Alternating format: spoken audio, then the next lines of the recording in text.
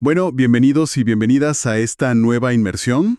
Este es el análisis número 6 de nuestra serie de 24. Seguimos avanzando. Seguimos, sí. Estamos en la segunda parte, explorando los personajes tipológicos. Y, a ver, en el análisis anterior, la verdad es que nos quedamos con una imagen bastante sombría, la historia de Abel. Uf, sí. Vimos cómo el pecado, que entró al mundo con Adán, ya no era algo abstracto, no, sino que tenía una consecuencia, pues, brutal. La muerte de un hombre justo. A manos de su propio hermano. Exacto. Y hoy vamos a ver que, lamentablemente, eso fue solo el comienzo.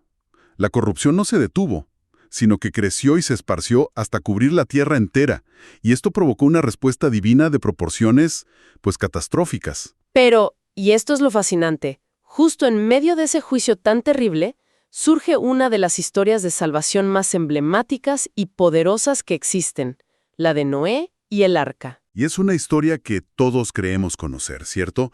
El anciano de la barba, el barco gigante, los animalitos de dos en dos. Claro, la imagen popular. Pero lo que vamos a explorar hoy es que este relato es mucho, mucho más que una simple historia de supervivencia. Establece un patrón, una especie de plantilla divina sobre cómo funcionan el juicio y la salvación. Un modelo que va a resonar a lo largo de toda la historia bíblica. Bueno, antes de llegar al arca, pongámonos en situación. Porque, ¿qué tan mal estaban las cosas? Una cosa es la historia de Caín, que fue un acto terrible, pero individual, digamos. Aislado. Y otra muy distinta es que Dios decida básicamente, pues, presionar el botón de reinicio para toda la creación. La diferencia es abismal. Estamos hablando de un lapso de más o menos 1000 años desde la creación de Adán. Noé es la 10ª generación. O sea, ya había pasado mucho tiempo. Muchísimo. La humanidad se ha multiplicado, ha construido ciudades, ha desarrollado cultura, pero moralmente se ha derrumbado por completo. La descripción que da Génesis 6, versículo 5 es una de las más contundentes de toda la Escritura. A ver, lésela a nuestra audiencia. Dice: «Vio Jehová que la maldad de los hombres era mucha en la tierra, y que todo designio de los pensamientos del corazón de ellos era de continuo solamente el mal». Analicemos esa frase porque es tremenda.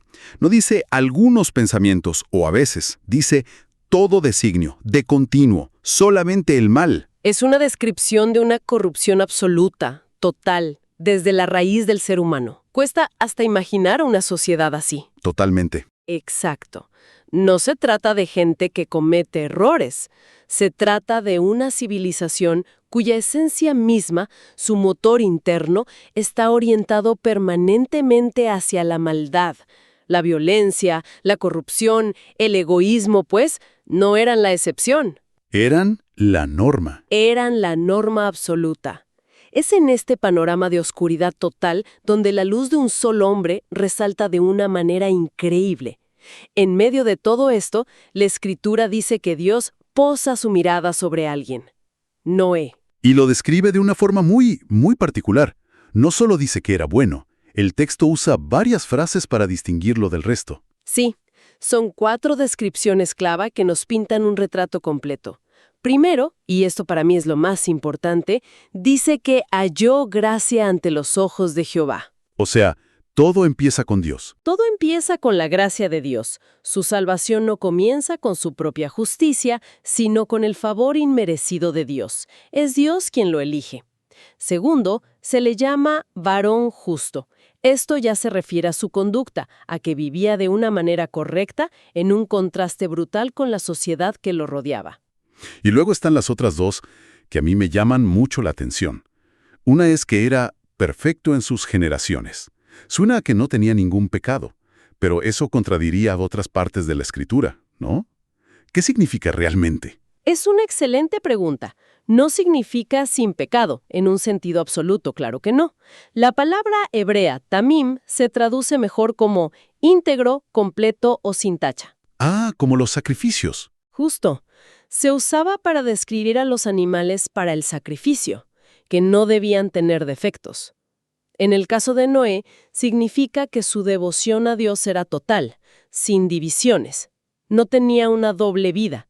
Era el mismo en público y en privado. Y la cuarta descripción lo resume todo. caminaba con Dios. Que es la misma frase que se usó para su bisabuelo, Enoc. Exactamente. El que fue llevado por Dios sin ver la muerte. Sugiere una relación muy cercana, de compañerismo diario. No era una religión de rituales, era una comunión constante. ¿Estas 4 características entonces lo separan del resto del mundo? Y lo convierten en el recipiente de la continuación del plan de Dios. Y aquí es donde la historia da un giro que parece sacado de, no sé, ciencia ficción. Dios le habla a Noé y le da un mensaje que es, al mismo tiempo, una sentencia de muerte para el mundo y una promesa de vida para él. Sí, Y esto nos lleva a la pregunta central. ¿Cómo es posible que la historia de un hombre construyendo un barco gigantesco en medio de la nada se convierta, miles de años después, en la analogía principal que usó el propio Jesús para explicar el fin de los tiempos? porque estamos ante el primer gran tipo de la Biblia. En esencia, un tipo es como el avance de una película. Me gusta esa imagen. No es la película completa, claro, pero te muestra a los personajes principales, te da pistas de la trama y te prepara para el evento principal que vendrá después. La historia de Noé no es solo un hecho aislado, es el avance, la maqueta a escala de la gran historia de salvación. Desglosemos ese avance entonces. Todo comienza con las instrucciones de Dios. ¿Qué es lo primero que le dice? Le da una doble revelación. La primera parte es brutalmente directa. En Génesis 6:13 le dice: «He determinado el fin de toda carne. Los destruiré con la tierra». Imagínate escuchar eso. No es una advertencia, es una sentencia firme. El veredicto ha sido emitido. Fin de la historia para ese mundo. Pero inmediatamente después viene la segunda parte, que es la provisión. No le dice buena suerte. No, le da un plan de escape increíblemente detallado. Exacto. Junto con la certeza del juicio viene la provisión de la gracia. Y esa provisión es el arca. Dios mismo actúa como el ingeniero jefe. Le da las medidas exactas: 300 codos de largo, 50 de ancho y 30 de alto. Que para que tengamos una idea, eso es gigantesco, ¿no? Es una locura. Estamos hablando de una embarcación de unos 137 metros de largo, casi un campo y medio de fútbol, unos 23 metros de ancho y casi 14 de alto. Una estructura colosal, de 3 pisos. Y con un detalle que siempre me ha parecido clave. Una sola puerta. Con un barco de ese tamaño parecería poco práctico. ¿Tiene algún significado especial? Definitivamente. Y es una de esas pistas en el avance de la película de la que hablábamos. Ya llegaremos a eso. Pero sí, esa única puerta es absolutamente crucial. De acuerdo. Ahora, pensemos en el proceso. Dios le da los planos y le dice: construye. Esto no fue un proyecto de fin de semana. Génesis 6:3 nos da una pista del tiempo que pasó: 120 años. 120 años. Es casi imposible de procesar. Durante más de un siglo, Noé y sus 3 hijos dedicados a este proyecto monumental.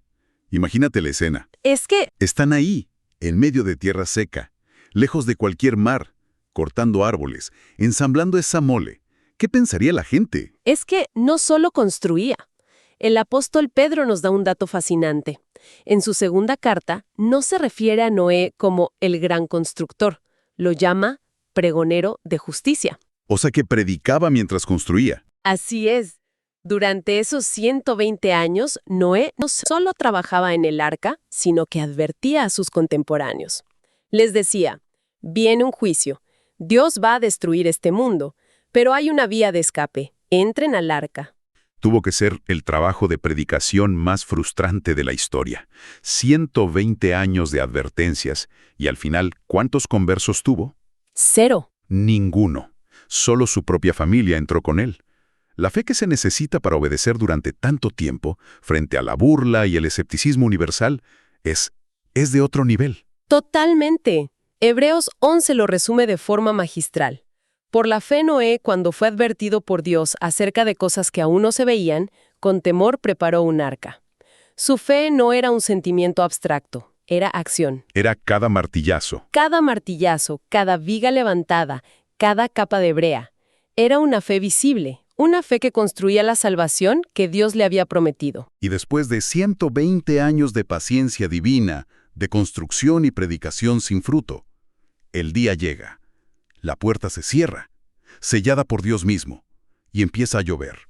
Y no es una lluvia normal. Génesis 7 describe un cataclismo a escala planetaria.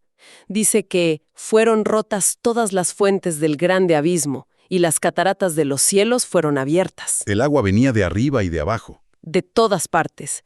Es como si la creación se estuviera desmoronando, volviendo a su estado acuático y caótico original. El texto es muy gráfico. Dice que las aguas subieron hasta cubrir las montañas más altas. La destrucción fue total, sin excepciones. Génesis 7:23 lo deja clarísimo. Fue destruido todo ser que vivía sobre la faz de la tierra, y quedó solamente Noé y los que con él estaban en el arca. En todo el planeta, el único lugar seguro era esa caja de madera que había sido motivo de risa durante décadas. Y es precisamente en este punto, con el arca flotando sobre las aguas del juicio, donde la historia pasa de ser un evento histórico a convertirse en una lección teológica eterna. Aquí es donde empezamos a ver la película completa que el avance nos anunciaba.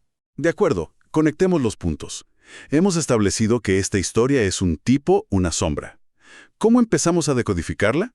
¿Cuál es la primera gran conexión? Empecemos por el objeto central, el arca. Pensemos en su función. Era el único medio de salvación provisto por Dios. No había plan B. Cierto. O estabas dentro del arca o perecías en el diluvio. No importaba si eras un buen nadador o si te subías a la montaña más alta. La única forma de salvarse era entrando por esa única puerta. ¿Te suena familiar? Inmediatamente. Pienso en las palabras de Jesús en el Evangelio de Juan.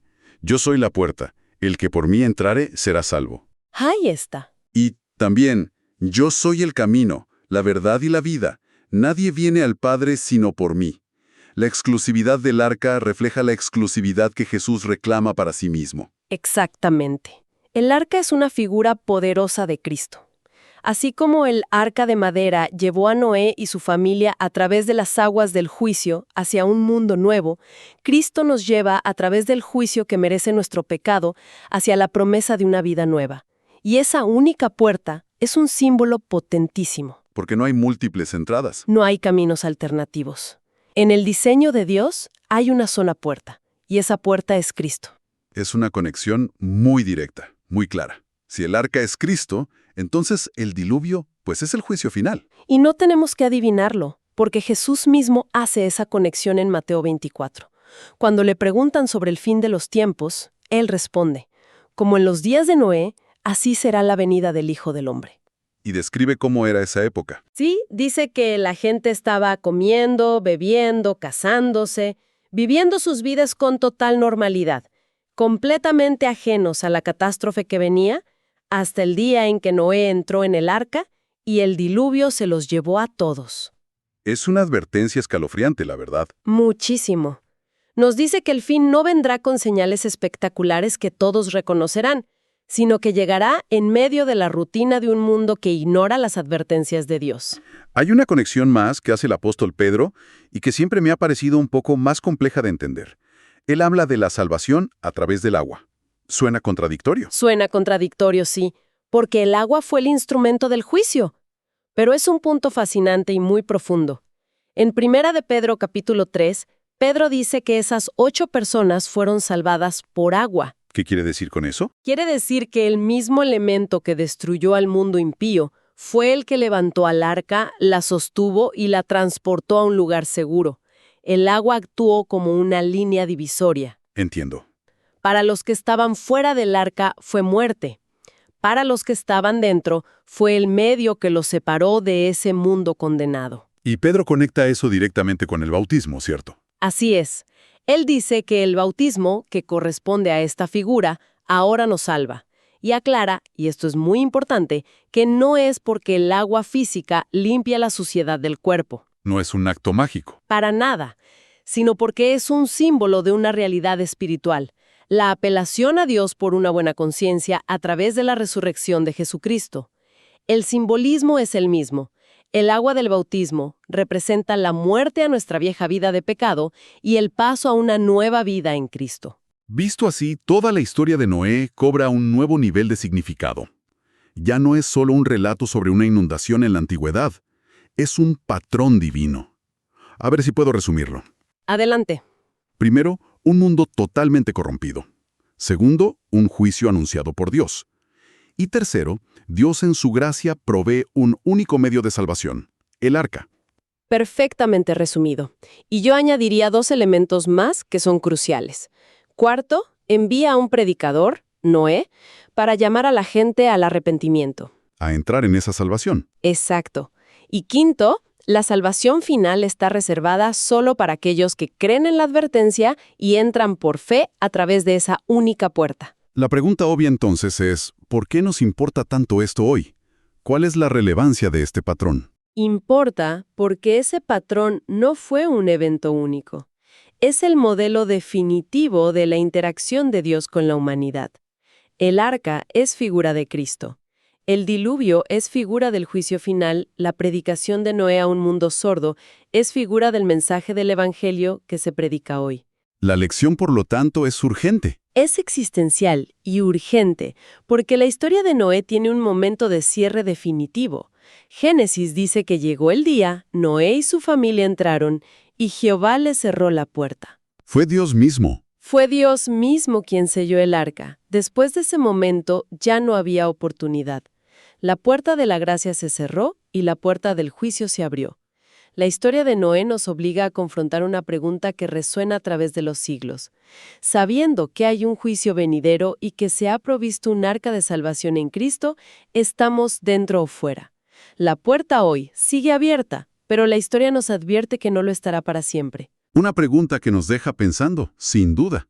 Después de este reinicio global con el mundo comenzando de nuevo a través de Noé y su familia, la historia de la redención avanza. Pero pronto queda claro que el diluvio limpió la tierra, pero no el corazón humano. El pecado resurge. Resurge, sí, y la humanidad se vuelve a dispersar en rebeldía. Y entonces Dios inicia una nueva etapa. Ya no trata con la humanidad en su conjunto, sino que elige a un solo hombre de un lugar llamado Ur de los Caldeos, y le hace una promesa que cambiará el curso de la historia para siempre. Efectivamente. En nuestro próximo análisis, el episodio 7 de 24, nos sumergiremos en la vida de una de las figuras más importantes de la fe, Abraham. Veremos cómo su llamado a dejarlo todo, su peregrinaje y, sobre todo, la prueba culminante en el monte Moriah, donde estuvo dispuesto a sacrificar a su propio hijo. Una historia increíble. Se convierten en una prefiguración asombrosa y profundamente conmovedora del amor del Padre Celestial y el sacrificio de su Hijo unigénito. Esperamos que este análisis profundo de la historia de Noé haya sido de edificación. Si es así, no olviden suscribirse para seguir explorando estos patrones de la redención con nosotros. Déjenos un comentario o compartan este episodio con alguien más. Que la fe de Noé, que lo llevó a construir con obediencia cuando el mundo se reía, nos inspira a edificar nuestra vida sobre la roca firme de la promesa de Dios, confiando en su salvación aun cuando no podamos ver la tormenta que se avecina. Hasta la próxima.